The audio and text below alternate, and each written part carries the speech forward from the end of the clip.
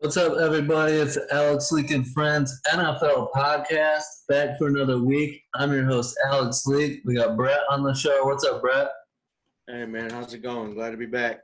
Yeah, doing good. Good to have you back on. And this episode is going to be the 2020 Kansas City Chiefs season preview.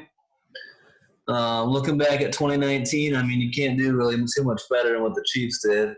12-4, won the AFC West for the fourth year in a row, overcome double-digit deficits in all three playoff games, including the Super Bowl. Come back to win the Super Bowl over the 49ers. Patrick Mahomes wins Super Bowl MVP. How do you top what the Chiefs did in 2019 this year? I mean, It's tough. I mean, I don't know how you would do it. They came out on every aspect of the game besides what you pointed at with being down double digits in all three playoff games. That's the one thing. I mean, with the firepower that they have, though, even saying being down two scores in the fourth quarter, that it's not something that they would be worried about as much as the other 31 teams. So I don't, yeah. There's not a whole lot, what you would say you would change as far as your game plan from last year, besides, I mean, if you're comfortable playing from behind and catching up, but that's not going to suffice every single game. There's going to be a time where, that could come back. But again, like, that's the only thing I could see is, unless they're very comfortable playing from behind. I don't know what else. What would you say? Yeah, I don't know. I mean, that the offense, everyone likes to talk about the weapons, and the weapons are crazy on offense. But then you add Patrick Mahomes. I mean, I don't think we've seen a quarterback like Patrick Mahomes ever. No, we haven't. And, he's just that good. So you add a quarterback that's that good to an offense with that many weapons and a great coaching staff, great offensive coaching staff. They're damn close to being impossible to beat. Right. I mean, that Niners defense, one of the best defenses in football. Nick Bosa, a fast pass rusher, and even he wasn't fast enough to get Mahomes at times, in that Super Bowl. So, And that's the thing, with like you mentioned about the weapons that they have. He can be in the pocket for 1 second and zip it out to pretty much anywhere on the field, and not nobody else has that. So I wonder, if these weapons that they have, maybe deplete as far as their quality, I would say. Is that going to change? I'm not saying that, there's a reason that they just signed him to this ridiculous deal that they did.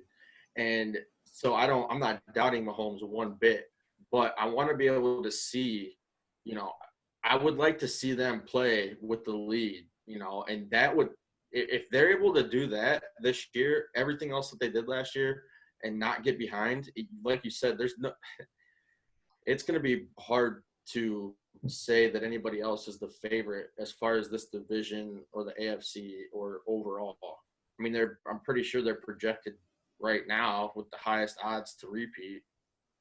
Yeah, I mean, they have to be based on what they did last year, and the defense did get better. They bring in Steve Spagnuolo, Spags, to fix the defense, and it did get better. But on top of that, Patrick Mahomes, got better, from and so it's just ridiculous. He even got hurt and missed a couple starts, and the team still goes 12-4. You take Patrick Mahomes out, they plug in, who was it, Matt Moore, and Matt Moore did just fine, winning a couple games. I think he went 2-1 or 3-1, the starter, something like that. Yeah, maybe it was 1-1, but still. He came in and did what he had to, and that team, that just goes to show that they've got depth. They're able to, I don't know if it's something that you would say is a system, but they are connected as a team very well. And part of the thing, I mean, what makes a great team great is drafting. And when you have a guy like Tyreek Hill and you add someone like McCole Hardman, I mean, that's ridiculous. That speed Right. is incredible. And, and I think so they've shown a great ability. GM Brett Veach is really hitting on these draft picks. I mean, Patrick Mahomes, and then you add, I mean, you can't get much better than drafting Patrick Mahomes. And then you add Clyde Edwards-Helaire now, to this roster. So I think Clyde Edwards-Helaire is going to really step in and do a great job. What do you think about that? Yeah, I mean, now with the news with Williams opting out. That's pretty crazy.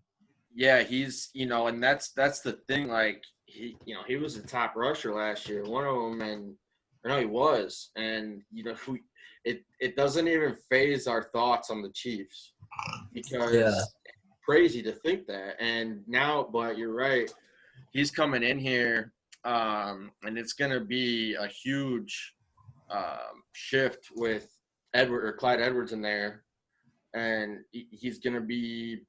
They're going to have to figure that out, but I don't see it being an issue with the Chiefs just because of, like what you said, they're so talented. And it's not like, they can plug – some players you're able to just plug into the system, but he's going to – they're going to be very – like you said, they're quick. And there's not – defenses necessarily, aside from the secondary, aren't the quickest, but you're not going to be able to put corners on all those guys. So there should be mismatches, and all over the place. And you can do a lot with that, and having Mahomes, he's a smart knowledge. He knows what to do in situations and that's what's scary is he's very aware of his surroundings, situations, pocket awareness, feeling that pressure. And then on top of that, he's throwing from arm angles and touch that we've never seen. Right. There's barely any quarterbacks that, not saying anything because of it's the Lions, but the person that it reminds me of is Stafford. He's got that sidearm ability to drop his arm, and that's what's made Stafford as good as he's been throughout his career is that ability to, get the most out of your arm. And that's what's scary about Mahomes is that not only does he have that arm talent, but he's shown that he's stayed relatively healthy. Right. And ever since he's been the starter, I've been watching it closely, and it's like, who's going to beat him? Who's going to be the guy to stop Patrick Mahomes? And the first year as a starter, the only guy that stops him is Tom Brady from going to the Super Bowl. Right. And even then, barely. And then last year to go and win the whole thing, and then he gets paid, breaks the record for pay. I mean, gets a 10-year, $450 million extension, up to $503 million in the deal. So Mahomes under extension for the next 12 seasons. Yeah, it's incredible. Like you don't hear, baseball. Yeah, you hear about what we have recently. Harper signed that deal. Yeah, that's honestly, I thought baseball was the only place that gave out contracts like this until now. But we haven't seen Mahomes, so that's the thing. It's crazy, but there's not, there's nobody else in the league right now that I would say, all right, I'll sign him for 10 years. Almost $500 million. Yeah, it is. With those incentives that I'm sure. I think the next guy, I think Lamar Jackson's going to get this type of money. He was. But can he prove it? And he said it himself that the next thing he needs is a Super Bowl. He's got to prove that he can win playoff games and the Super Bowl. That's the thing that impressed me with Mahomes was coming out and winning playoff games right away. Against the Colts, against the down 24-0 to the Texans. Beating that great Titans team. That Titans team was running through everybody. Yeah, they couldn't be stopped. Yeah. So And to do it, like you said, being down, 24-0 against the Texans, what do I mean, you that's a great comeback, but you do that in the 28 in the second quarter, and then you're right? back up front at halftime. That's Was that at? It was at Houston. Was it in Houston? no, that was in Arrowhead because they had home field. Oh yeah, yeah. So they were getting beat. See, that's you know, and again, the Chiefs. We understand that they're extremely talented. They have the most talent weapon wise. Mhm. But that's not. You can't for the next 10 years with Mahomes. If they do that, get down a couple scores, in the playoffs, they're not going to come back from every single one of those games. That's true. They do need to get better defensively. These Mahomes isn't always going to have the best weapons in the league, Right. but if I was going to take one quarterback, you know, and say, give me an average roster and he's going to do the most with it. The top two guys I'm taking Russell Wilson and Patrick Mahomes. Agreed. Yeah. Just because of, um, I would say maybe not, maybe Brady still, if he's got to prove me wrong this year. Yeah, when he's in his prime, Brady, absolutely. Right. But I still just, I feel like, I don't know, man, year 20 coming, he's going to do something. Can you imagine if it was the Bucks and Chiefs? That'd be so sick. I would love to watch that because the Patriots and Chiefs are my favorite matchups to watch. Right. It was, the best quarterback play, the best, just best football. It just like it was Patriots Colts watching, Brady and Manning, and then Yeah. Brady and Mahomes. Now if we can see them and they can play each other, Those are the A1 matchups that we as sports fans love, whether it's Peyton Manning versus Brady, Colts, Patriots, Broncos, Patriots, Peyton Manning, Brady, whether it's crazy. For me in basketball, it was Warriors, Cavs was the best basketball to watch. Yeah, and now it's Lakers, Clippers. Right. So it's all about those A1 matchups, and I wonder who's going to be next. Is this going to be the year that we get a veteran Brady against the Chiefs, and can Brady dethrone Mahomes? Or who knows what it's going to be this year, but Mahomes has definitely solidified himself at a very young age as that A1 superstar quarterback that you're going to drop everything to go watch in a big game. Absolutely, and that's why he got that deal. Half a bill. Yeah, right. That was when I got that notification. I had to read it a few times because I thought it was an error. Yeah. I was like, you can't make an error like this, and then looked into it, and I was, man, it's crazy. So now one of the underrated aspects to this is a lot of people don't talk about Damian Williams. I mean, he got Super Bowl MVP votes, and in my opinion, could have won Super Bowl MVP with his performance. I don't.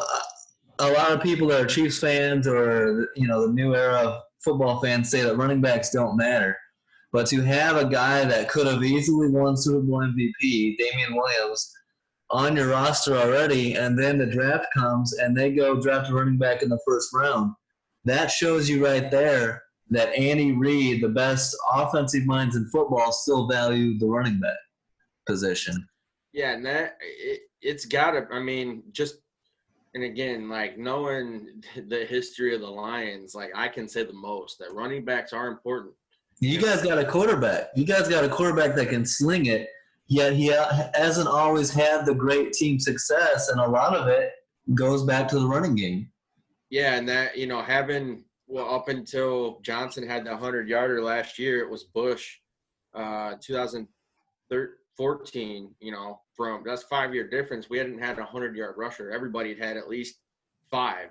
Every other team. So running backs, it's important, and it makes that shows, like you said, Andy Reid, his mindset of wanting to be able to have those options because they're already scary. And when you line up, I wouldn't want to be a defensive coordinator trying to line up against any of their formations. No, And, I listened to a little Rex Ryan talking about how do you defend these Chiefs, and it's like, you know, oh, the rosters, the talent is good, but the quarterback is special. And you yeah, put those two together, it's like, how do you stop it? And I think what you were getting at too is Andy Reid and these smartest NFL minds, these aren't the guys saying running backs don't matter. It's the casuals, it's the certain media pushing certain agendas. The right. smartest coaches in football want a whole complete team, a whole complete roster, a whole complete offense. And that's, you see what they're working for. I mean, you know, you don't go draft Alvin Kamara, if you're Sean Payton, if you believe 100% in Drew Brees in the passing game. Right. You don't do the same thing if you're the Panthers with Cam Newton and add Christian McCaffrey. The Chiefs here with Edwards-Helaire. Now, Damian Williams opting out, that's a big deal. And I think that's going to put a lot more on Edwards-Helaire to produce right away. But some underrated running backs still on this roster. I mean, you got Darrell Williams, Darwin Thompson, who have been used. And they bring over DeAndre Washington from Vegas. He's a nice plug-and-play guy, too. He might get some touches. So 4 running backs, not even including Elijah McGuire, or 3 running backs that can all produce. I think the Chiefs are in a good spot, and I'm interested to see just how good Edwards-Helaire will be. Yeah, do you think he'll be the starter? I don't think so week 1, but over the course of the season, I think he's going to prove that he's the best running back on the roster. And then you add Damian Williams. If he comes back and is on the roster too, that'll be a good 1-2 punch. I'm not as sold on Darrell Williams or Darwin Thompson. I do like DeAndre Washington. He's a good piece, but how much opportunity will he get will be interesting. Right, and how many touches? Yeah. And that's like you said, if Williams comes back, and they can have those two, they could have Mahomes in the shotgun with those two back there In and the backfield. Yeah. And, you're already wondering what you're going to do defensively with those two in the backfield, let alone what they're going to have wide out. And now you send one of them across the field. You have less than 2 seconds to for everybody to know what their priority is before Mahomes snaps that ball. And that's the thing, if he sees something, audible changes things at the line. And he's not even that good at that yet. Right, and that's the thing. He's not reading right. That's the thing. Yeah. Once he's able to fully depict what's going on, in either whether it's a second level, whether he notices some kind of blitz or just anything from the secondary that might be shady, it's scary because he can make an adjustment that is more, I would say, it would be more progressive for them and more of an advantage to make that audible as it would be for most teams because of the weaponry, like we said, that they had. So, and it's already going to be difficult to guard any formation that they bring out there when you have seconds to have everybody click in line and understand, okay, I'm not, this is my responsibility now. This shifts over here, and then and boom, Mahomes snaps the ball, and Tyreek Hill's running down the field. Yeah, it's going to be tough to match up against for sure. That's why they're my favorites. I mean, they have to come out of at least the division, if not the conference. They give Chris Jones a new deal. The defensive tackle, 4-year, $85 million, $60 million guaranteed, which I don't know where all this money is coming from, but more power to you if you're Kansas City. Right. I know that they didn't have a lot for free agency, but so that's why they had to use whatever the non-dead money that they had, salary to re-sign, because it allows them to, I guess, shift. Or if did they do any besides the Mahomes? The Mahomes, and you got Chris Jones. Yeah, that is. Yeah, even for not even free agency, that is a lot of money to be able. They must have restructured a lot. Yeah, and I mean, not even including tackle Mike Remmers, tight end Ricky Seals-Jones, running back DeAndre Washington. And then interesting move is bringing in quarterback Jordan Ta'amu, who is at Ole Miss and in the XFL. I like him. He showed some things in the XFL. He's got a little, he's got some skills. So that's a good piece for them. Players to watch on the defensive side of the ball, rookie Willie Gay Jr. at linebacker. He's going to get some playing time. He could be a good piece. And I look for Juan Thornhill, safety Juan Thornhill, to take another step in the right direction this year. That could be a great combination at safety back there with Thornhill and Tyrann Mathieu. Right. And they can, they could shut down, anything in the air. Yeah. Keep things in front of them. And that defense, like you mentioned, they're going to have to get better at not getting behind, obviously. But that also goes to show the Chiefs weren't exactly the most explosive in the first quarter, if I remember right. But in the next I remember them getting down. I believe it was 10-0 to the Raiders last year, like week 2, and you're like, oh, who knows? But these days, after seeing the 24-0 deficit against Houston and like the defensive breakdowns to start that game, because I went out on a limb and picked the Texans to win that game. I thought they would come in. They were playing hot. Deshaun Watson, DeAndre Hopkins, and those weapons. Everyone was hyping up Watson versus Mahomes. And I'm a Watson fan, so I'm like, let's go into Arrowhead, let's shock the Chiefs, steal this win, and go to the AFC Championship game.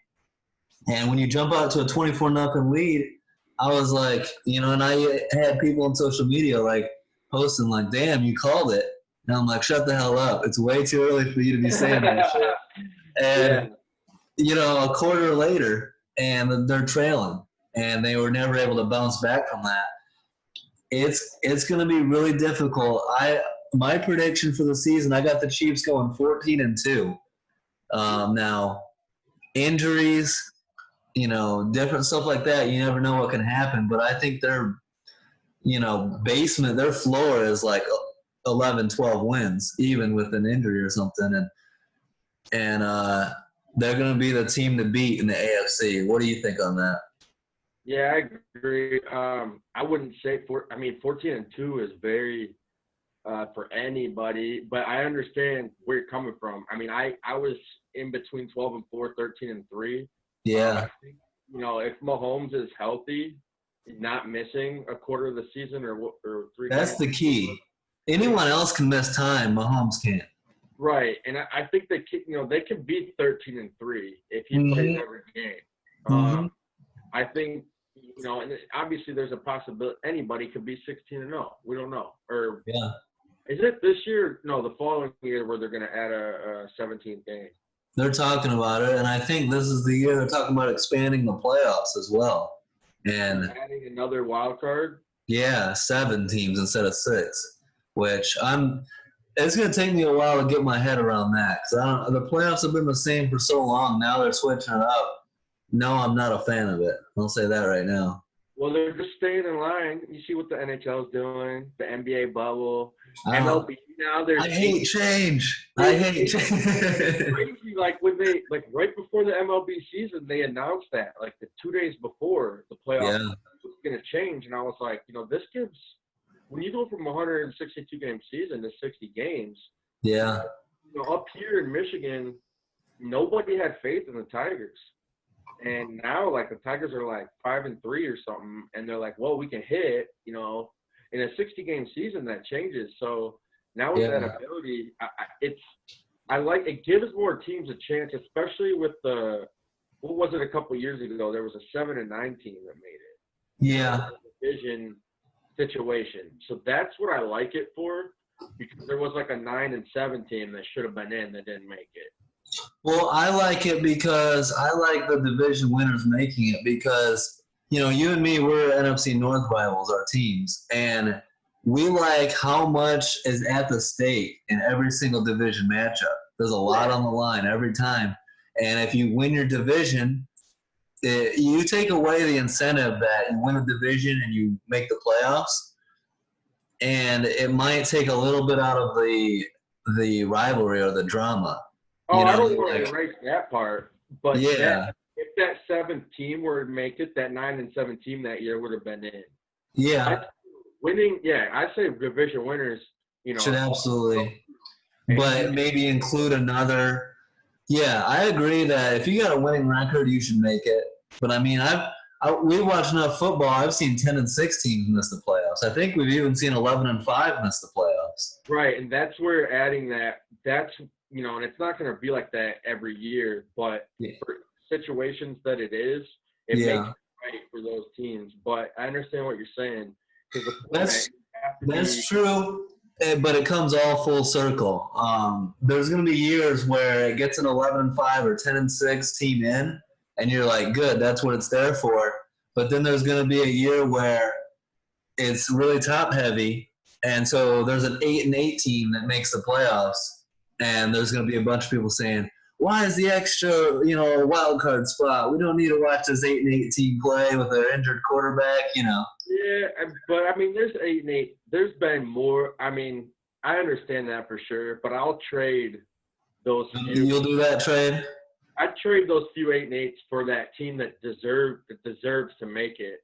and it's Without more playoff football. We love playoff football, so right, and anything can happen. That would make it 7. So what? The 1 seed gets the bye.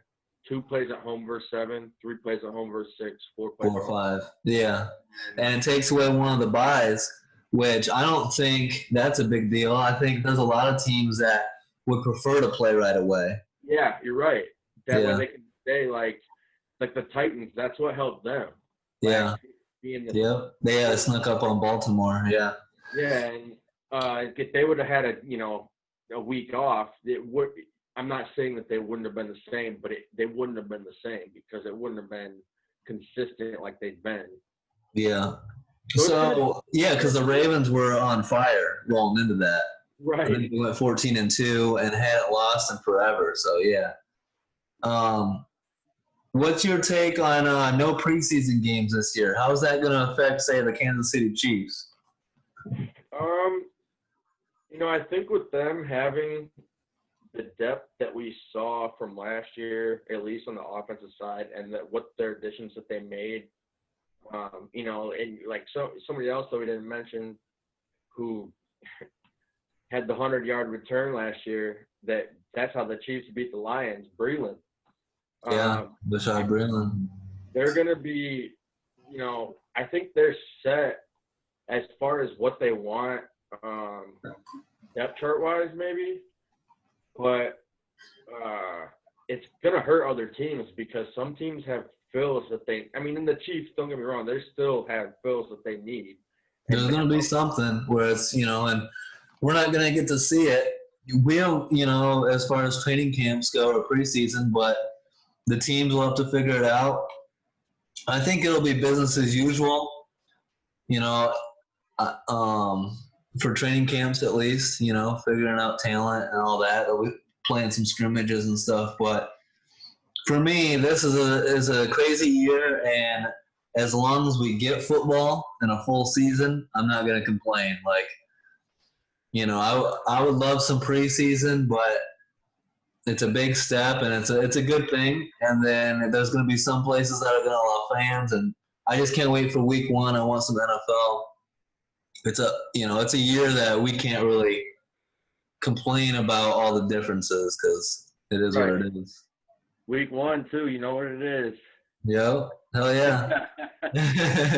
Oh, man. Yeah, so hopefully it all works out. Hope you guys enjoyed this. Kansas City Chiefs 2020 season prediction.